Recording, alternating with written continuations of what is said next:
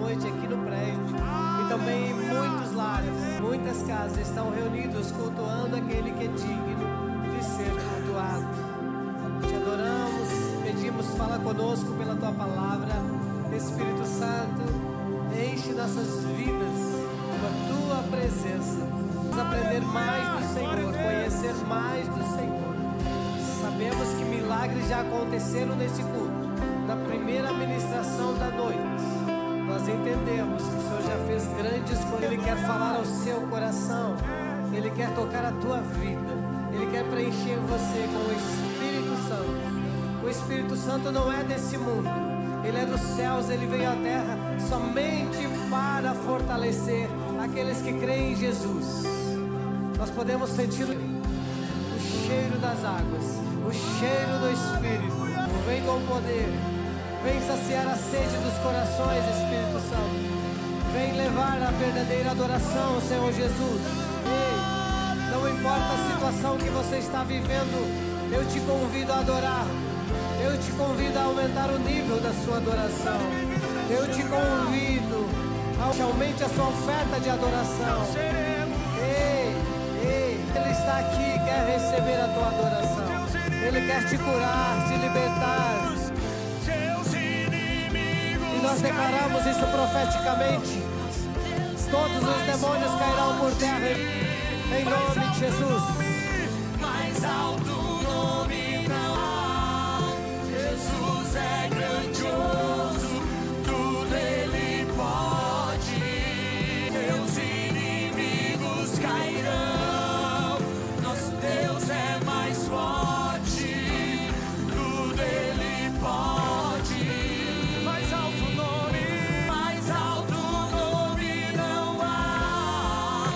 Jesus é grandioso, tudo Ele pode. Confiando em nosso Deus. Aqui está reunido o povo mais apaixonado dessa terra. Esse povo carrega um título, é a Igreja do Senhor Jesus, a raça eleita, o sacerdócio real, a nação santa, povo exclusivo, povo de propriedade. Cada um aqui foi comprado e remido pelo sangue precioso de Jesus. E é por causa do sangue que foi derramado do nosso Senhor Jesus, nós temos acesso ao Pai. Eu quero clamar pelo poder do sangue, para que todos possam ouvir a palavra, compreender a palavra e praticar a palavra e desfrutarmos do poder da palavra. A palavra de Deus, ela é viva e eficaz e mais cortante que uma espada. O povo, Senhor Deus, está em adoração. Adoramos aquele que era, que é e que há de vir. Jesus, aquele que morreu por nós e ressuscitou. Está conosco nessa noite, para tornar conhecidos seus feitos, para capacitar discípulos, para levantar aqui discípulos e discípulas que possam fazer a tua vontade na terra. Pai, em nome de Jesus, muito obrigado. E fala comigo. E amém. Glória a Deus. Você pode sentar, glorificando o nosso Deus. Obrigado, irmãos da adoração. Como é maravilhoso poder estar na presença de Deus. Sabemos que estarei aqui pregando durante alguns minutos, mas que o Espírito Santo vai estar entre vocês, convencendo, tocando suas vidas, mais íntimo do teu ser, que essa capacitação só o Espírito Santo tem, de saber o que está lá no seu coração, em que situação verdadeira e realmente você chegou aqui e você está nos assistindo. Eu sei que Deus tem grandes coisas para nos ensinar nessa noite. Glória a Deus. Quem nos visita pela primeira vez desse lado, levante a mão, que a gente possa te ver. Mãos sendo levantadas ali, sejam bem-vindos em nome de Jesus. Glória a Deus. Mais alguém aqui nos visita a primeira vez? Aqui, visitante primeira vez, olha que bênção. Mais alguém nos visitando aqui desse lado? Levante as mãos, se é a tua primeira, segunda vez. Vamos dizer no 3, 1, 2, 3. Glória a Deus. Vocês chegaram no lugar dos seus propósitos. Propósitos para conhecê-lo, desfrutar do seu poder, da sua graça, da sua misericórdia, e apresentá-lo a esse mundo que carece, necessita conhecer o Senhor Jesus e o seu amor e poder. Glória a Deus por essa noite. Abra sua Bíblia, Mateus 6, 26. Hoje nós queremos falar sobre, o título da mensagem é A estratégia da timbaúva. Olha para o irmão do lado e diga assim: a estratégia da timbaúva. Qual será? Você não viu em nenhum lugar antes, mas vai ver muito depois dessa palavra. Timbaúva, o que é timbaúva? É uma árvore que tem lá no sítio. Daqui a pouco eles vão projetar ela ali, ainda não, tá? Mas vamos ver por que falar da árvore. Se a gente tem a Bíblia, tem aqui o Espírito Santo e tem as diversas testemunhas, porque se vocês receberem do Espírito Santo, eu creio que já tem, vocês são testemunhas do Senhor Jesus. Mas como conhecer a Deus e ver? Há pessoas que podem dizer: mas Deus aonde está? Como conhecê-lo? Como saber? E aí eu lembrei desse conselho de Jesus falando aos seus discípulos, que ele disse assim, vamos ler Mateus 6:26: olhai para as aves dos céus, que não semeiam nem cegam, nem ajuntam em celeiros, e vosso Pai Celestial as alimenta. Não tendes vós muito mais valor do que elas? Jesus mandou os discípulos olhar para as aves dos céus. A pessoa tem que estar com o tempo, não é verdade? Não é só olhar e ver passando. Tem que ver passarinho algum dia na vida. Você já viu algum passarinho? Ave do céu? Todo mundo já viu, né?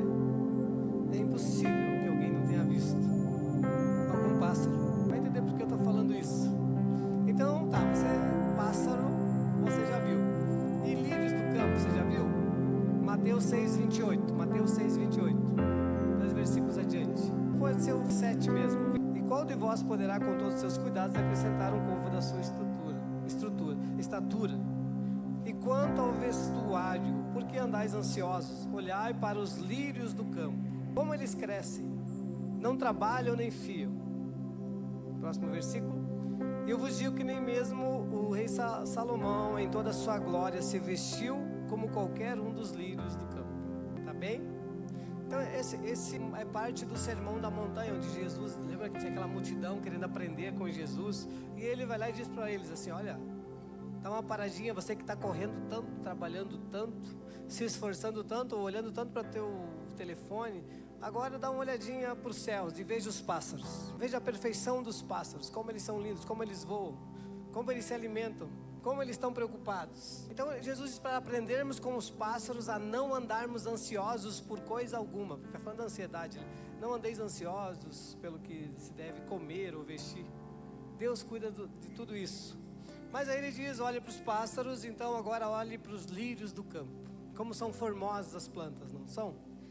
E os lírios em especial, né? Ele chega a dizer que nem Salomão em toda a sua glória se vestiu tão bem quanto os lírios do campo. É Deus que veste, é Deus que plantou. Tá, pastor, eu quero hoje trazer para você essa questão de você ver Deus nas coisas que foram criadas. Você não consegue ver o Deus, talvez pessoas são acostumadas a ver Jesus pregado na cruz, aí ali fala com o gesso, com a imagem, ou você só consegue ver Deus quando alguém vem falando em línguas estranhas ao teu redor. Põe a mão na sua cabeça e vê Deus, ouve, na verdade, sente. Deus está dizendo na Bíblia que é para nós olharmos para as coisas que Ele criou. E aliás, tem um momento que ele diz, o apóstolo Paulo diz assim: os homens são indesculpáveis por não crerem em Deus, o Deus invisível, através das coisas que foram criadas. Onde está isso? Romanos 1, 19 e 20. Projeta para eles. Romanos 1, 19 e 20. Diz assim: porquanto que de Deus se pode conhecer é manifesto entre eles. Romanos 19, 20. Versículo 19. Romanos 1, 19 e 20, desculpa, por isso que eles não estavam encontrando. Romanos 1, 19 e 20. Porquanto que de Deus se pode conhecer. Esse aqui é bom, tá? É bom para falar até com os que se dizem ateus, ou que estão começando a crer em Deus. O que o apóstolo está explicando aos romanos? Porquanto que de Deus se pode conhecer, nele se manifesta, porque Deus lhes manifestou. Como assim? Onde eu vejo Deus? Porque as suas coisas invisíveis, desde a criação do mundo, tanto o seu eterno poder, o poder de Deus praticamente é invisível, né? O que mais é invisível? O poder de Deus, a divindade de Deus, com a sua divindade, se entendem e claramente se veem através do quê?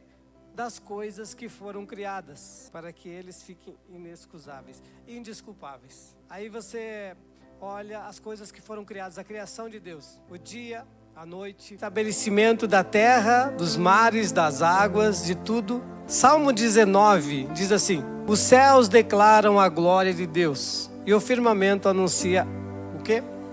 as obras das suas mãos. Simplesmente você andar sobre a terra, simplesmente os mares, simplesmente o mar aqui parar ali em Tramandaí, não invadir. Depois qual é o mais próximo aqui? Acho que é Cidreira, não? Sei lá, e não chegar até aqui. É obra de Deus. Sem contar que eu não fiz uma pregação, os pregadores muito intelectuais, eles falam sobre os planetas, né? A estrutura que Deus fez tudo, como tudo funciona, o eixo da terra, as estrelas. Toda a criação mostra a magnitude. Os céus declaram a glória de Deus e o firmamento anuncia as obras das suas mãos. Mas eu não estou te convidando para ver os astros, as estrelas, só estou te pedindo hoje, olha para os pássaros. Como não tem pássaro para mostrar aqui, olha para os lírios. Não tem lírio, eu quero mostrar a árvore lá do sítio. As mídias podem projetar a árvore, a Timbaúva, onde nasceu a igreja. Pode projetar, Brenda, te passar aí a árvore? Olha lá, olhe bem a árvore. Ali não, deixa ela sem folha. Só a primeira foto sem folhas primeiro. Muito bem. A Bíblia em mais de 170 vezes compara o ser humano com árvores. O Salmo 1, versículo 3 diz do homem justo, né? Lembra o Salmo 1, versículo 1? Bem-aventurado o homem que não anda no conselho dos ímpios, não se detém no caminho dos pecadores, não se assenta na roda dos escarnecedores. Antes o seu prazer está na lei do Senhor, nela medita de dia e de noite. Ele será como a árvore plantada junto aos ribeiros, que no devido tempo dá o seu fruto. Então fala que o homem justo, que teme o Senhor, que não anda no conselho dos ímpios, mas busca conselho no maravilhoso conselheiro, porque Isaías diz que Jesus Cristo, maravilhoso conselheiro, Deus forte, busca conselhos no Senhor, na palavra de Deus. Ele será como uma árvore plantada junto aos ribeiros. O Salmo 128 diz que a família do homem justo, porque a sua esposa será como a videira frutífera, e os seus filhos como rebentos de oliveira ao redor de sua mesa. E ali haverá paz, o shalom de Deus, o homem que teme ao Senhor.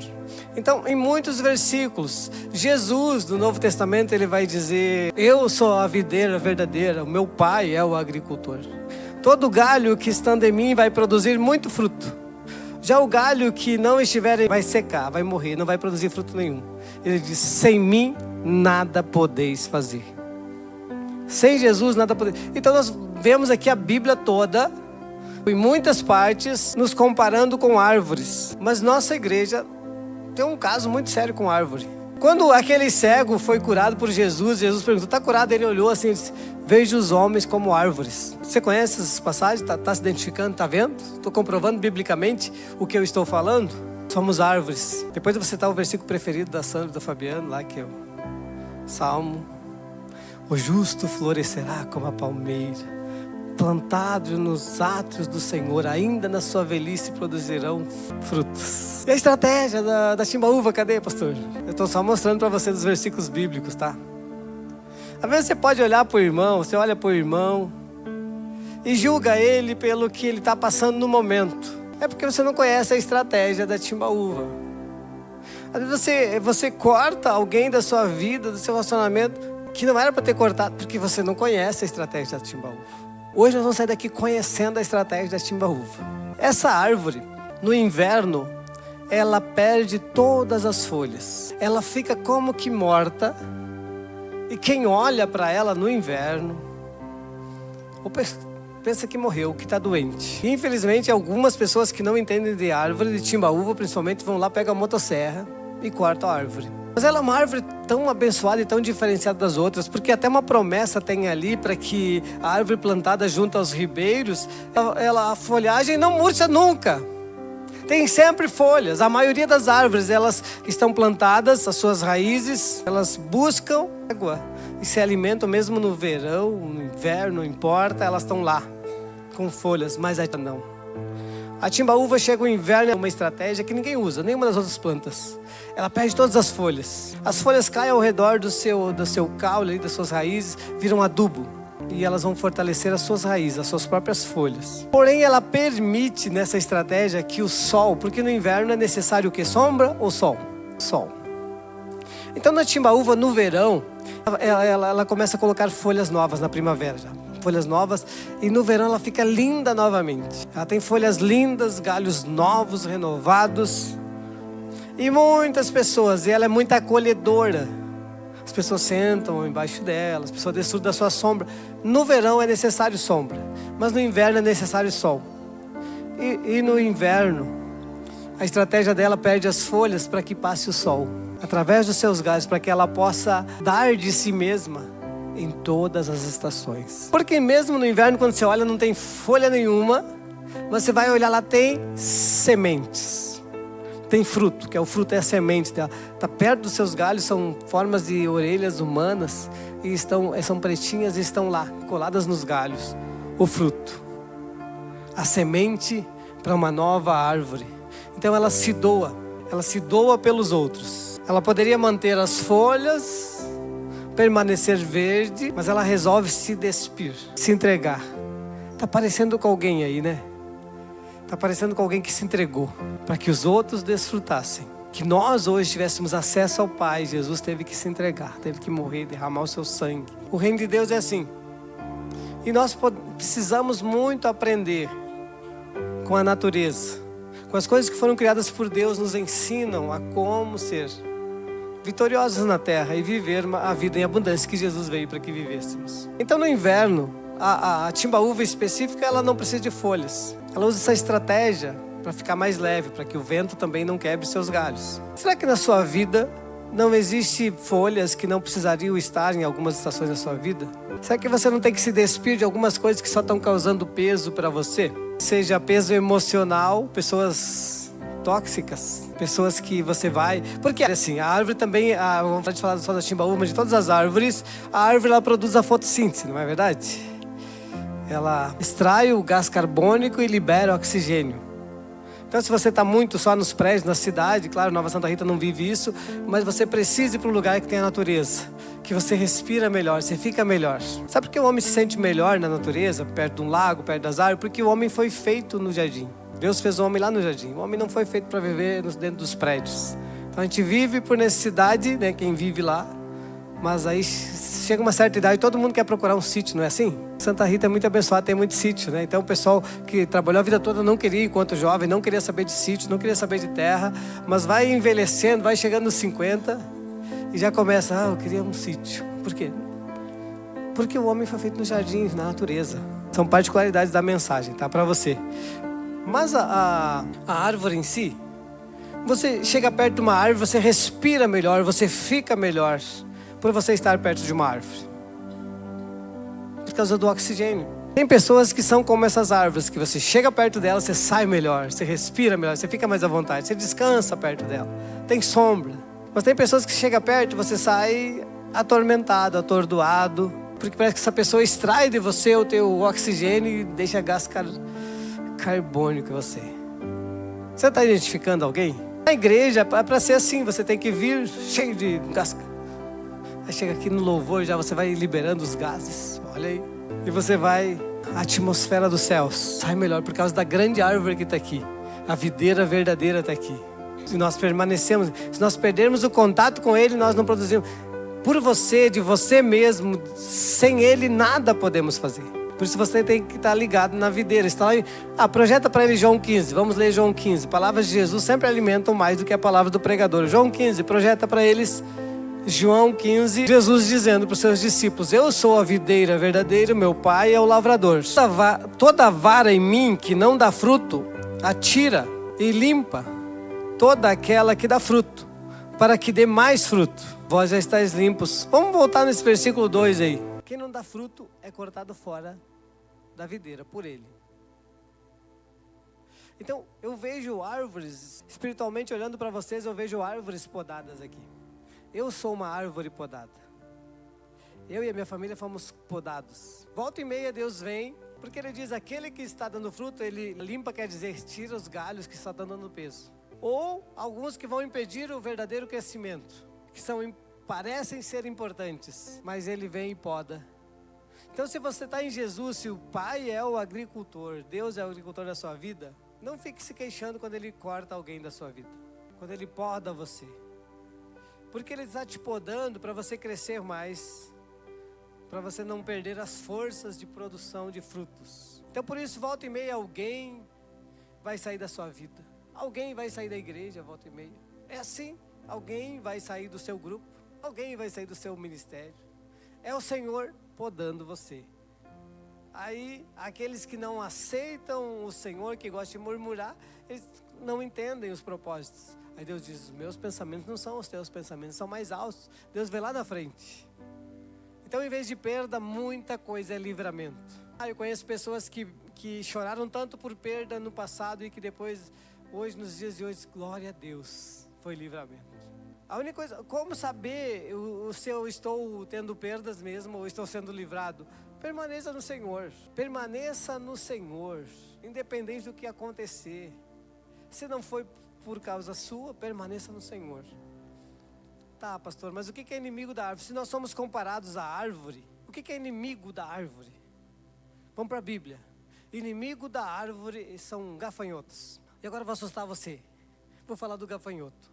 Joel, onde é que eu anotei aqui? Joel vai falar de 4 tipos de gafanhoto. Joel 1, versículo 4. Pode projetar para eles, Joel 1, versículo 4. Joel 1, versículo 4. Capítulo 1, versículo 4. O que ficou da lagarta, o gafanhoto comeu. E o que ficou do gafanhoto, a lacusta comeu. E o que ficou da lacusta, o pulgão comeu. Essa versão não fala os tipos de gafanhotos aqui. Mas são 4 tipos. É o cortador, o migrador, o devorador e o destruidor. Esses gafanhotos, eles são demônios, tá, irmãos? É uma linguagem figurada. Ali eram inimigos, povos inimigos que vieram e destruíram as plantações, empobreceram o povo de Deus lá no livro de Joel. Mas para nós hoje, nessa mensagem, nós somos árvores e temos inimigos. Nossos inimigos são os gafanhotos. E o primeiro gafanhoto é o cortador. É isso? Cortador. Ele vem e corta as folhas. Ele veio e cortou suas folhas. As folhas, o que significa as folhas? É a aparência, o ser bonito, o que embelezava a sua vida, o que te deixava satisfeito, feliz. Às vezes é um cargo, uma função, uma profissão. Mas vamos lá, tá na árvore, veio o cortador, cortou as folhas. Você sobreviveu. Mas lá na palavra vai dizer que depois do cortador vem um migrador. O migrador, ele vem... Aqui no sul teve invasão de gafanhotos há muito tempo atrás, né? Então o pessoal sabe, destrói toda a plantação. Mas aqui em relação às árvores, ele vem, o migrador, ele tira a casca da árvore. Ele come, o primeiro come as folhas, o segundo pelotão lá de gafanhotos come toda a casca. E o terceiro, que é o devorador, vem e corta os galhos. Eu estou falando aqui com árvores podadas, mas tem árvores aqui que foram cortadas suas folhas, foi cortada a sua esperança, foi cortado o seu salário, foi cortado a sua, sei lá qual foi a sua perda. Mas aí depois vem o dor, devora os galhos todos. E aí vem o último, que é o destruidor, que corta toda a árvore. A Bíblia chega a falar que na frente do exército de gafanhotos há um jardim, mas atrás é um deserto. Então tem vidas de pessoas que está assim hoje. Você chega, antes dos ataques que sofreu estava uma bênção, mas depois dos ataques, destruição. Ministerial, você antes pregava, antes cantava, antes fazia, antes cuidava passou o exército, hoje está destruído, está lá sem forças. Quem que viveu isso na Bíblia? Jó era uma árvore, né? Se todos nós somos comparados a árvores, Jó não era uma árvore, era uma pessoa, mas vamos comparar ele com a árvore. Aí o livro de Jó, no capítulo 1, vai contar que Jó era o homem mais próspero do Oriente, o homem mais rico, ele tinha muitas riquezas e muita bênção. Ele era um homem abençoado por Deus. Jó no capítulo 1, pode projetar para eles Jó capítulo 1, só para eles acreditarem no que eu estou falando.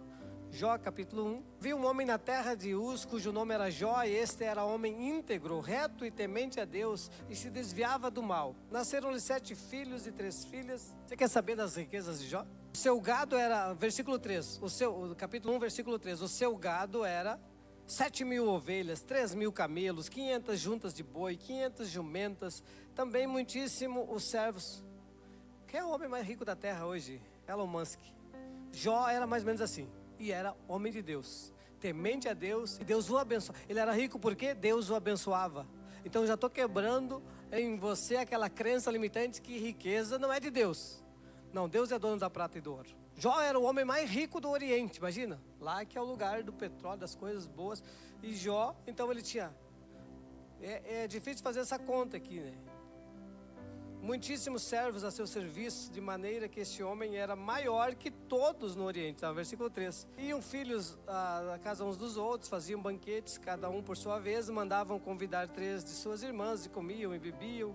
Sucedeu, pois, que decorrido o turno de dias de seus banquetes, enviava Jó, e os santificava, e se levantava de madrugada, e oferecia holocausto, segundo o número de todos eles, porque dizia Jó: porventura pecaram meus filhos? Porventura pecaram meus filhos e amaldiçoaram a Deus no seu coração. Assim fazia Jó continuamente. Sabe o que a Bíblia está dizendo? Que Jó, ele era muito abençoado por Deus, e ele era um homem temente a Deus. Então às madrugadas ele ia lá e pegava os animais, que naquela época esse era o costume, e vinha no templo e sacrificava pelos filhos, para que, se porventura os filhos tivessem pecado contra Deus, fossem perdoados por Deus. Jó oferecia sacrifícios pelos filhos. A adoração lá no passado não era louvor, era sacrificar. Derramamento de sangue de seus pertences, de seus bens, algo que lhe custasse algo. Então, quando se fala foi lá e o adorou, era assim: levava alguma coisa e oferecia para Deus. Deus respondia com bênção. Mas nós sabemos que tem o gafanhoto e os gafanhotinhos, e tem o inimigo da nossa alma. E a Bíblia vai relatar que certo dia, estando Deus lá nos céus com seus... Chega um que se chama Satanás, quer dizer acusador, que acusa os crentes, que acusa os filhos de Deus. E ele chega lá diante de Deus, e aí Deus diz, aí Deus cheio de orgulho, cheio de alegria. Assim como Deus disse quando Jesus se batizou: este é meu filho amado em quem eu tenho prazer. Sabia que Deus tem prazer em algumas pessoas na terra? E parece que o que dá prazer a Deus é a fé. Fé, você agrada a Deus. Sem fé é impossível agradar a Deus. Então não é você ter coisa, é ter fé. Quem tem fé tem tudo.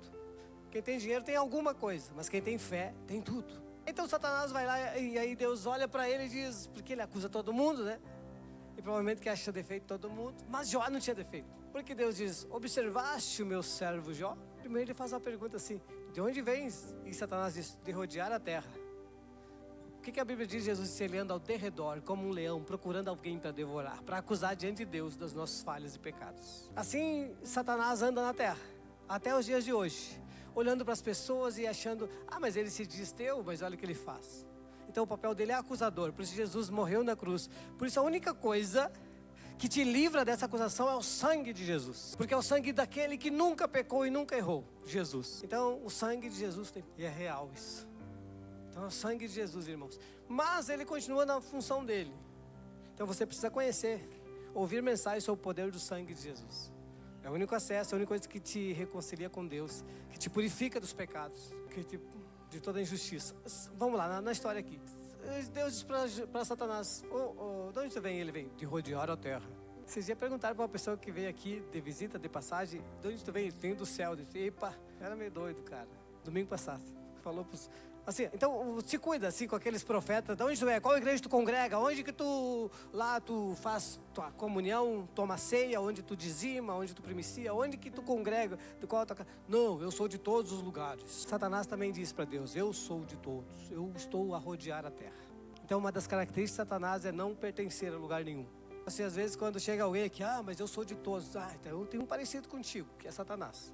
Você tem que pertencer a algum lugar. Por isso a família Abba é uma família para pertencer. Eu tenho uma casa, tenho um pastor, tenho um lugar que eu congrego, tenho um lugar que põe a mão na minha cabeça. Eu também tenho um pastor sobre a minha vida. Lembra que falaram para Jesus: eu sou um servo sujeito à autoridade, por isso tenho autoridade. Quem está sujeito à autoridade tem autoridade. Quem não está sujeito à autoridade não tem autoridade nenhuma. Princípios fundamentais. Aí Satanás disse para Deus: venha de rodear a terra. Daí ele disse: então você deve ter visto o meu servo Jó, como ele é abençoado. Meu Deus. Aí Satanás acusa Deus. Diz: olha Deus, está lá no capítulo 1 de Jó. Sabe por que ele é temente a você e sacrifica para você? Porque você cerca ele com uma sebe, diz assim a Bíblia. Você dá tudo o que ele pede, diz para Deus. É só por isso que ele teme você. É só por isso que ele ama você, porque você dá tudo para ele. Satanás é esperto, hein? Aí Deus diz: tudo bem, então vamos lá. Pode tocar em tudo que ele tem, só não toca na vida dele. E aí, meu irmão, que começa a história da Bíblia do homem que, fora Jesus, o homem que mais sofreu, que mais perseverou, eu diria que mais amou também. Porque no capítulo 1 vai começar descrevendo, né? Versículo 13, olha, começa a aprovação de Jó. Sucedeu em que seus filhos e suas filhas comiam, bebiam vinho na casa de seu irmão primogênito, que veio um mensageiro a Jó e lhe disse: os bois lavravam e as jumentas pastavam juntas, e deram sobre ele os sabeus, era um povo vizinho lá, os ladrões, os sabeus, e os tomaram, e a seus servos feriram a espada. Só eu escapei para te trazer a notícia. Primeira coisa que Satanás tocou na vida de Jó foi nos bens dele. Nos bens de Jó, sabe para quê? Para ele não ter mais como ofertar para Deus. Satanás quer tocar nos nossos bens para que a gente não consiga ser fiel a Deus nos nossos dízimos, ofertas, votos, primícia. Ele quer que cesse a oferta no altar. Porque se você for olhar Joel lá, porque veio aqueles enxames de gafanhotos, é porque o altar estava abandonado. Quando você abandona o altar, está abandonando Deus. Então toca ali. Qual o segundo que ele tocou? Versículo 16: estando ele ainda falando, veio outro e disse: fogo de Deus caiu do céu e queimou as ovelhas e os servos e os consumiu, e só escapei eu para te trazer essa novidade, para trazer a notícia. Estando ainda falando, veio outro e disse: ordenando os caldeus 3 tropas, deram sobre os camelos e os tomaram, e os servos feriram a fio de espada. Bom, eles roubavam o gado e quem estava cuidando eles matavam, né? E só escapei eu para te trazer essa notícia. Versículo 18. Tinha tocado em todos os bens já, né? Nos camelos, nos bois. Mas ele tem celeiros, né? Todo rico tem celeiro para guardar. Estando ainda falando, veio outro e disse: estando teus filhos e tuas filhas comendo e bebendo vinho em casa do seu irmão primogênito, eis que um grande vento veio da além do deserto e deu nos 4 cantos da casa, que caiu sobre os jovens e morreram. E só escapei eu para te trazer a notícia. Bem, aqui Jó já tinha perdido tudo. Os bens, tudo bem, quando vai os anéis ficam os dedos. Muitas coisas se foram. Mas aqui, tocou onde mais dói no ser humano, tocou na família, tocou nos filhos. E aí, é incrível isso porque ele tinha 10 filhos. E morreram os 10 filhos. Nós perdemos um filho, né? E foi a maior dor que eu já experimentei na vida, né? Que nós experimentamos. E é difícil. Quem perde um filho, tem mais gente que sabe. Mas agora tu imagina perder 10 de uma vez só. Todos. Eu sei, vai mudando a perspectiva. Aí quando chega alguém que perdeu o emprego, ele: estou me sentindo na aprovação de Jó. Perdeu o emprego, eu só consegui outro.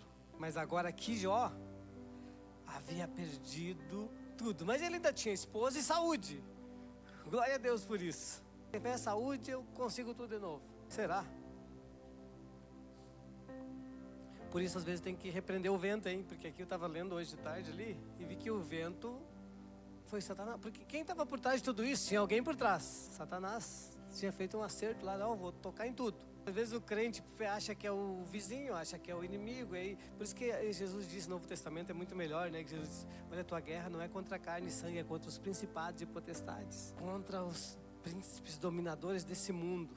Versículo 20. Então Jó se levantou, rasgou o seu manto, raspou sua cabeça, se lançou em terra. E o que ele fez? E adorou a Deus. A pior notícia da vida, no momento mais difícil, ele adora a Deus. E disse: nu saí do ventre da minha mãe, nu tornarei para lá.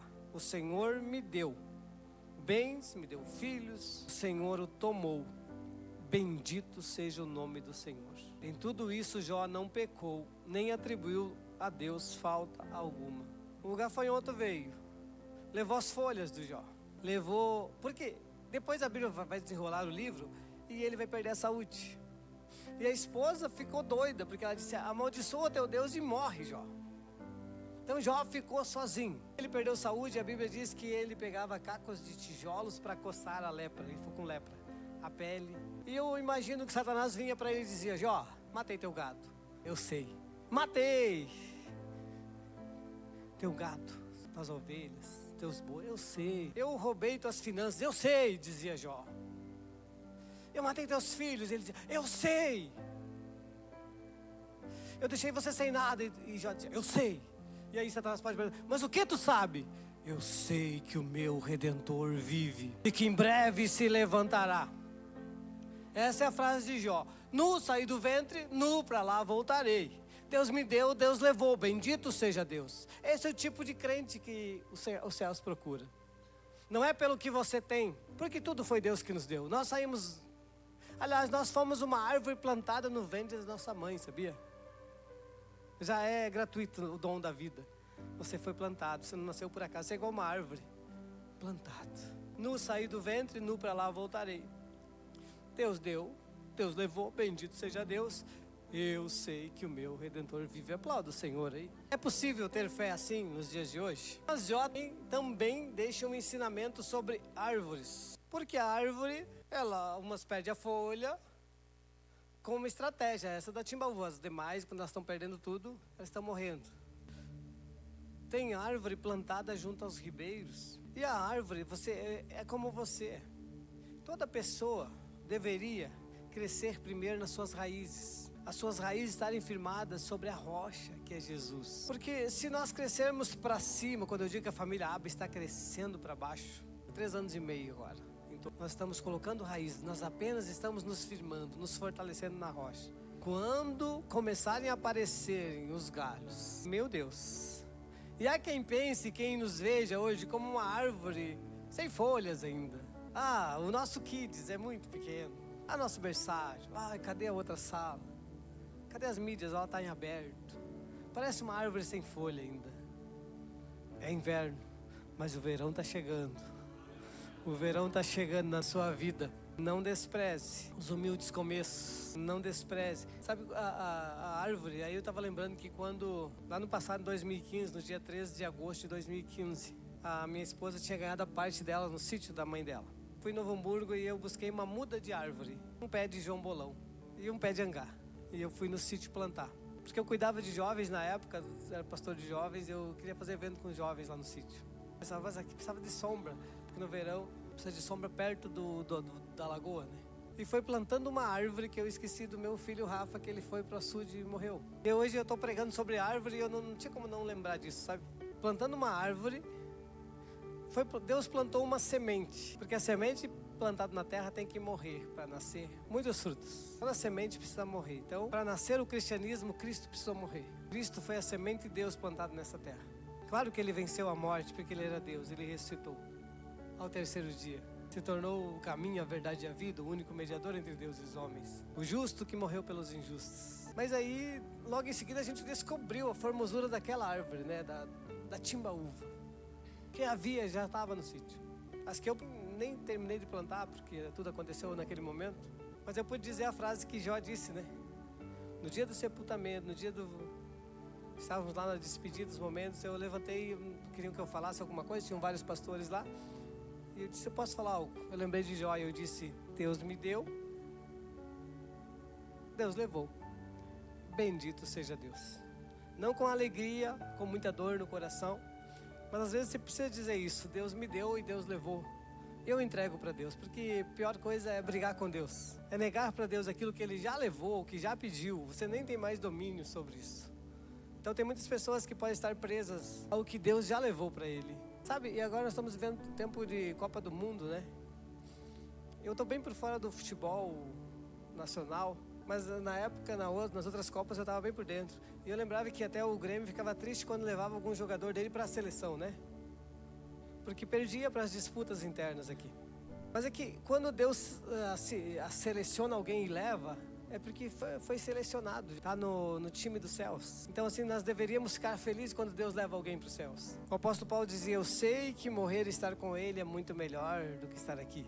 Então se está na Bíblia é porque é verdade, irmãos, estar lá é melhor do que estar aqui. Mas a gente é tão apegado a isso daqui, né? Jó não era, Jó dizia, olha... Meu Deus levou, bendito seja Deus. Só que a história de Jó não termina assim com ele derrotado. Só Jó 42, versículo 10. Pode projetar para eles? Jó 42, 10. Para finalizar, fecharmos a história de Jó, porque em respeito a ele, a pregação não é sobre Jó, é sobre a árvore. E o Senhor virou o cativeiro de Jó quando orava pelos seus amigos. E o Senhor acrescentou em dobro tudo o que Jó tinha antes. Pode ir o próximo versículo? Então vieram a ele todos os seus irmãos, todos quanto antes o conheceram. Passou muito tempo, tá? E Jó passou pela provação sem... Mas antes de finalizar a história de Jó, quero lembrar que ele também questionou Deus. E Deus vem e fala para ele, onde estava você quando eu criei o firmamento? Onde você estava quando eu estabeleci os limites dos mares? Onde eu criei os grandes animais? Onde você estava, Jó? Alguém aqui que possa querer questionar Deus? E eu deixo para você essa frase: onde você estava quando Deus estava lá criando todas as coisas? Onde você estava quando Jesus estava lá morrendo há 2000 anos atrás por você? Estava nos pensamentos do Senhor. Antes da fundação do mundo, Deus já fez por você. Mas no Jó 14, do 7 ao 9, aqui Deus devolveu tudo em dobro para ele. Tudo em dobro. Mas Deus mudou a sorte dele quando ele parou de olhar para si e começou a orar pelos amigos dele. Porque os amigos acusavam Jó e diziam: você deve estar passando por isso porque você deve ter pecado contra Deus. E não, ele não tinha pecado em nada. Era a prova dele, era o momento dele. Talvez você está no meio de uma provação. E há quem pense de você: você está sem folha como a timbaúva, vai morrer, está morrendo. Pecou contra Deus. Mas Jó estava sem folhas, estava sem pele, porque estava com lepra. Mas ele estava dentro do propósito do Senhor. Não julgue as pessoas pelo tempo que elas estão passando. Você não conhece o antes e nem o propósito depois. Porque Deus usa os improváveis. Deus usa aqueles que não são para tornar nada aqueles que são. Então alguém que você pode estar desvalorizando hoje e amanhã pode ser uma grande pessoa nas mãos de Deus. Os amigos começaram a desprezar Jó. Enquanto Jó não entendia isso, continuava o seu sofrimento. Mas depois ali Jó 42 capítulos contando essa história. Aí o Senhor diz: mudou o Senhor a sorte de Jó quando ele orava pelos amigos. Então ele ficou no meio da dor dele, ele não esperou passar a dor dele para ir orar pelos outros. Há quem diga assim: não quero servir agora, não posso ser líder agora, eu não posso cuidar, eu não posso servir na recepção, eu não posso, porque eu tenho dores. Mas Jó só foi curado das suas dores quando ele começou a orar pelos amigos. Mudou o Senhor a sorte de Jó quando ele começou a orar pelos seus amigos. E Deus retribuiu a ele. Mas voltando a falar de árvores, ele entendia então como a árvore. E alguém está sentindo algum cheiro aqui do Espírito Santo, algum cheiro das águas? Quer chamar os irmãos do louvor, podem vir. Porque Jó 14, do 7 ao 9, ele fala sobre a árvore que já foi cortada. Ele não fala da árvore que perdeu a folha, ele fala da árvore cortada. A árvore que foi destruída, ela tem esperança ainda. Se você foi cortado, se você foi destruído, ao cheiro das águas. Jó 14, porque há esperança para a árvore que, se for cortada, ainda se renovará, e não cessarão os seus renovos. Se envelhecer na terra a sua raiz, o seu tronco morrer no pó, ao cheiro das águas brotará, e dará ramos como uma planta. Não precisa esse próximo versículo? 14, 9. Temos exemplo de 3 árvores aqui, né? Eu nem falei da árvore da videira. Da videira não, que Jesus amaldiçoou a figueira. Você sabia que Jesus, andando com seus discípulos um dia, a Bíblia vai dizer que ele teve fome. Ele olhou e havia uma figueira cheia de folhas. Jesus vai lá e abre as folhas da figueira e não tem nenhum fruto sequer. E Jesus amaldiçoou aquela figueira e disse assim: nunca mais ninguém coma fruto de ti. Está amaldiçoado. E eles foram. Ao voltarem de tardezinho, a figueira estava seca, apodrecida. Jesus amaldiçoou. E aí se pergunta: mas por que Jesus amaldiçoou uma árvore? Bem, o Espírito Santo nos dá o entendimento. A aparência. Aquelas pessoas que querem parecer ser, mas não são. Aquelas pessoas que não têm raízes em Cristo. Não têm folhas. Só tem aparência, só tem a linguagem cristã. Falam como crente. Agem como crente, levanta a mão como crente, mas não tem prática de princípios. No seu interior, na sua vida privada, não tem oração, não tem leitura da Bíblia, não tem jejum, tem práticas com Deus nas finanças. Se os envelopes não tem nome de ninguém vai ver, porque não é para ninguém ver as folhas, é para Deus ver o que você está fazendo. Jesus disse: para que o vosso fruto permaneça, mesmo no tempo dos ventos, mesmo na crise, o vosso fruto permaneça. Coloque-se em pé, igreja do Senhor Jesus. Tem uma música do pregador Lu que diz: a árvore que não produz fruto vira lenha. Não precisa cantar ela aqui, que o pessoal não vai estar acostumado com esse ritmo. Então, que tipo de árvore você é? A videira verdadeira é Jesus. Nós somos os galhos, estamos nele. Se estamos nele, nós produziremos fruto. Se estivermos o do Salmo 1, ele será como a árvore plantada junto aos ribeiros. No devido tempo dá o seu fruto, e tudo o que ele faz será bem sucedido. Projeta para eles, para finalizar, Salmo 92, 12 e 15, que é o que eu prometi antes, para o Fabiano e para a Sandra, né? Salmo 92, 12 e 15. Salmo 92 diz assim: o justo florescerá como a palmeira, crescerá como o cedro do Líbano. Os que estão plantados na casa do Senhor florescerão nos átrios do nosso Deus. Na velhice ainda darão frutos, serão viçosos e vigorosos, para anunciar que o Senhor é reto. Ele é a minha rocha, nele não há injustiça. Aqui está falando da palmeira. A palmeira é aquela árvore que põe raízes firmes e ela fica nos altos ou nos baixos, mas nos altos seu caule cresce, os ventos vêm, ela se dobra, mas não se quebra. Ela permanece, ela atravessa as estações. O cedro do Líbano, se for fazer um estudo então, essas árvores, elas têm raízes ligadas para sustentar nos tempos difíceis. Você precisa estar ligado em Cristo. Você precisa estar ligado em Deus, para que quando vierem os ventos, as estações difíceis, você permaneça, ainda que perca as folhas, que perca galhos, mas na estação de frutos você vai estar lá produzindo a 30, a 60 e a 100 por um. Nós não seremos destruídos, floresceremos na estação certa. Feche teus olhos, vamos cantar essa canção, porque eu creio no poder de Deus.